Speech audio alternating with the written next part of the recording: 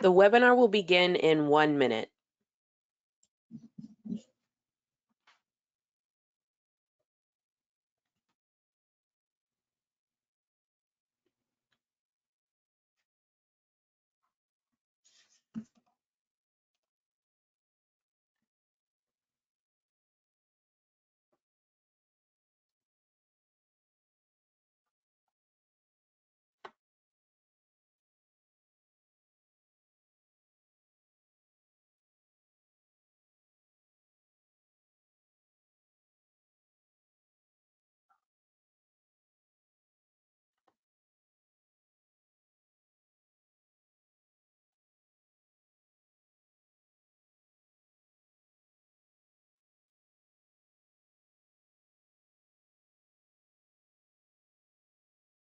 Welcome, everyone. We are pleased that you have joined us for today's webinar titled Trust as Beneficiary of an Annuity. The webinar will last approximately 15 minutes, and at the end, you will be given an opportunity to receive supporting materials by email, free of charge to you. You will also be told how you may email questions related to today's content to the presenter. Today's presenter will be Linus Sugis. Linus is the president of Advanced Underwriting Consultants. He and his team answer tax and technical questions posed by producers every day. Linus also spent 14 years working in the home office of a life insurance company in various roles. He also started, ran, and sold an estate planning law practice in the Nashville area. Linus will draw on his legal and life insurance experience during today's webinar, and here he is. Thank you very much, Amber, and welcome everyone. I'm glad you joined us today for Trust as Beneficiary of an Annuity. Before we get into today's content, let me remind you that you are welcome to join us next month on Wednesday, October the 2nd, when we'll discuss the IRS issuing Secure Act regulations. That webinar, like all of our first Wednesday webinars, are free. Feel welcome to pass the information along to those that you feel like will benefit from the content that we provide. Thanks again for joining us. And before we get started, let's decide on what it is that we're going to talk about in November. Your three choices will be reviewing Form 1099 LTC. The second choice will be an overview of probate, and the third choice will be fighting with the IRS. I'm going to go ahead and launch the poll, and I will invite you to vote on the topic that you would like to hear about in November.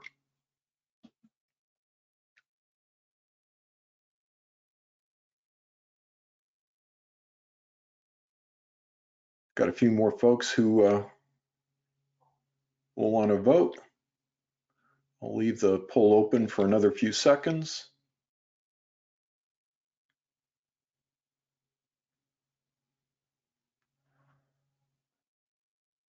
All right, everybody's voted. Thank you very much. I'm going to close the poll, and in November, we will discuss an overview of probate. Thank you for participating in that, and let's go ahead and get started with today's content.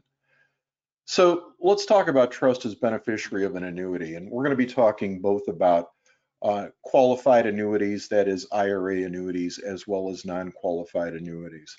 And we can't cover everything that everybody would need to know in just 15 minutes, but we'll do a brief overview of trust basics. We'll talk about why somebody might choose to name a trust as the beneficiary of an IRA annuity or a non-qualified annuity.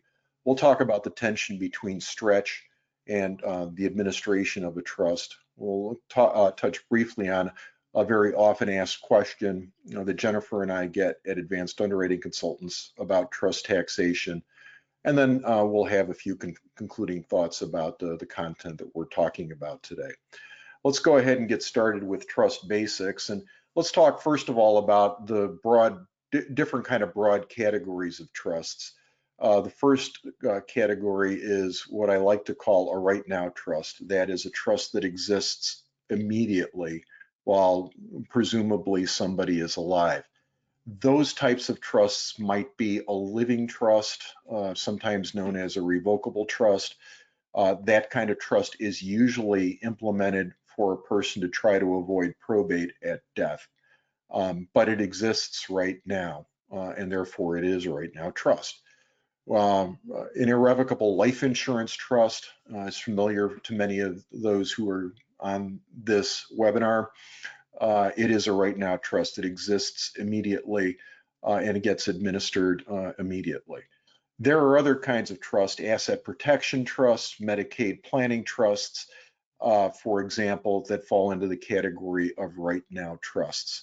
Those types of trusts can all potentially be beneficiaries of an annuity, qualified or not. It's also possible for somebody to create a testamentary trust.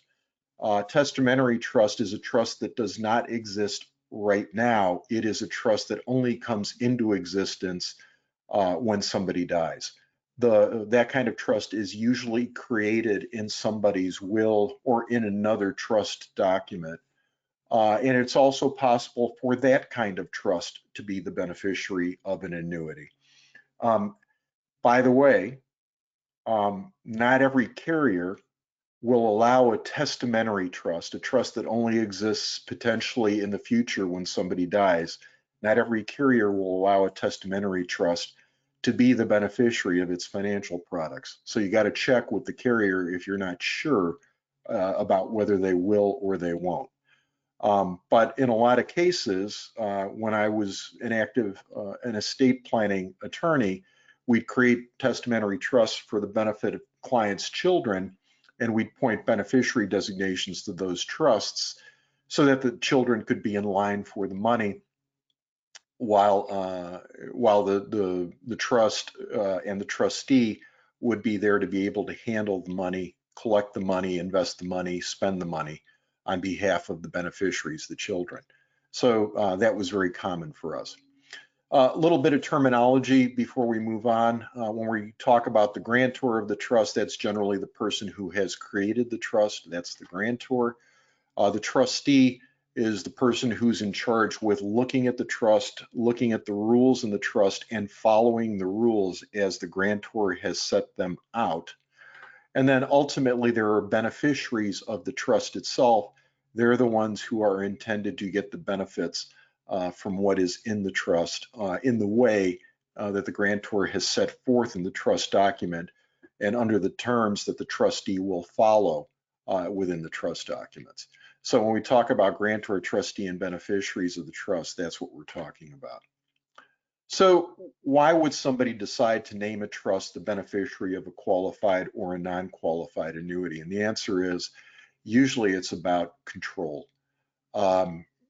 If, for example, little kids are potentially in line for money from an IRA or from a non-qualified annuity, it may very well be that the parents or whoever is creating the trust wants there to be controls around what it is that the kids are going to get.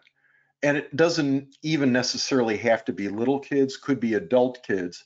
And perhaps parents are trying to restrict the ability of adult children from wasting the money that is earmarked for them because of family issues or other things.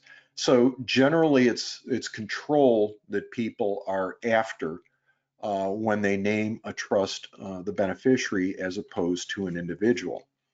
And Jennifer and I get a lot of calls from financial professionals where they're coming from the perspective of perhaps the account owner made a mistake by naming a trust the beneficiary rather than naming an individual directly. And that's too strong. There are valid reasons for people to decide to name trusts as the beneficiary. The main objective, as I mentioned earlier, is one of control. And in many families, in many situations, the objective of control is more important than the objective of stretch choices. Now, I'll say briefly in passing that when a trust is the beneficiary of a non-qualified annuity in general, the trustee of the trust will have a 5-year liquidation deadline from the death of the annuity owner. And so that's an important thing to keep in mind.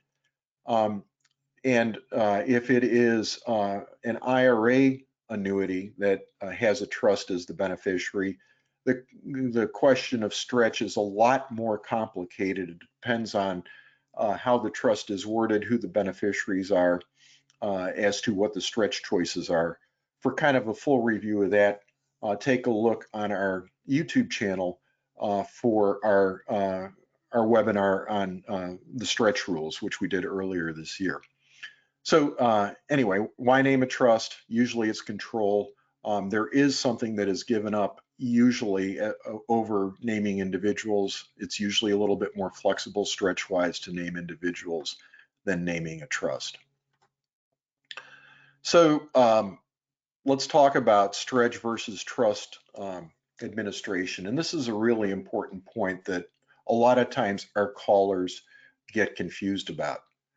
When a trust is the beneficiary of an annuity, whether it's non-qualified or IRA, understand that it's the trust that is the beneficiary of the annuity. We've also got beneficiaries of the trust, but they are not the beneficiaries of the annuity, right?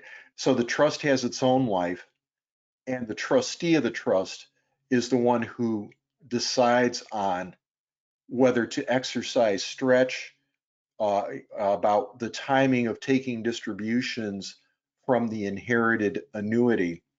And it is the trustee who exercises that judgment based in part on stretch rules, but also based in part on the language inside the trust and what is prudent for the trustee to do on behalf of the beneficiaries of the trust. So we've got two different beneficiaries, and it's important to make that distinction when we're explaining things to our clients. The trust is the beneficiary of the IRA or non-qualified annuity. And then in turn, there are beneficiaries of the trust who will ultimately get distributions from the trust. And it may not be at the same time, right? If it's a non-qualified annuity, the trustee of the trust is obligated to liquidate that non-qualified annuity within 5 years.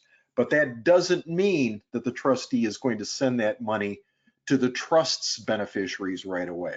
The trust language may prevent the trustee from making subsequent distributions to the beneficiaries, right? And in case you missed the point earlier, if we want to emphasize stretch flexibility, it makes sense for us as financial professionals to ask the client about why they are interested in making the trust the beneficiary rather than individuals. It's important to have that conversation on the front end and perhaps to get the client's lawyer in on the conversation, because it's easy for lay people. Most of our clients are lay people. They don't deal with trust, don't deal with beneficiary designations. It's important for lay people to help us and make the right kinds of decisions about what the optimal approach might be, whether it's to name a trust the beneficiary or whether it's to name an individual the beneficiary. Let's talk briefly about trust taxation. We get asked about this a lot. People conclude, a lot of our callers conclude that when a trust is the beneficiary, the trust is going to pay income tax at trust rates, which are higher in general than individual income tax rates.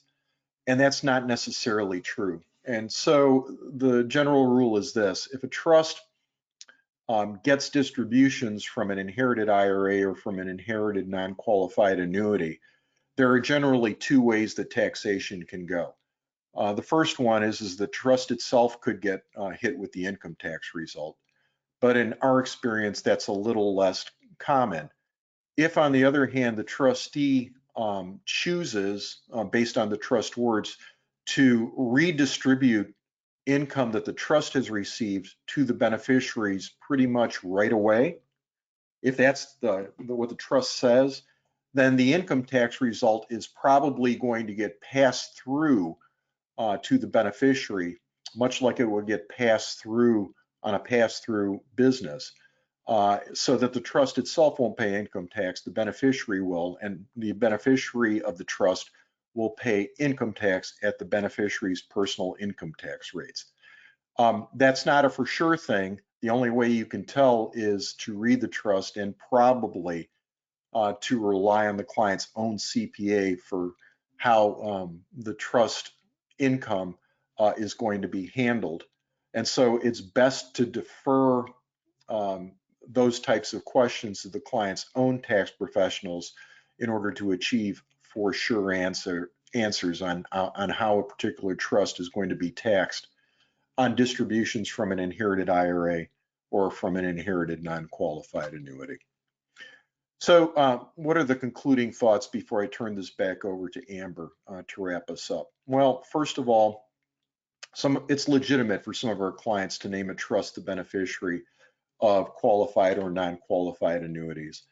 And for those of us who are in the financial services business, I think it's fair for us to ask the client for the reason or reasons they're seeking to name a trust the beneficiary of an annuity as opposed to naming individuals as the annuity. If the client can't articulate the reason, then it may very well be in the interest of service for us to have a conversation with the client's attorney to better understand what objectives are most important to the client from the attorney's perspective, because we don't have a corner on the market of good information. And so acting as a team in a lot of situations is in the client's best interest. And then one of the things I really would like you to take away from this is this. There's a difference between the trust being the beneficiary of an account and the beneficiaries of the trust. And it's easy to get confused if we're not really precise as we describe these things with our clients. And so take some care there from our perspective so that the chances of confusing folks or leading them down the wrong path, those are minimized. I'd like to thank you again for joining us today, and I'll turn the program back over to Amber to wrap us up. Amber?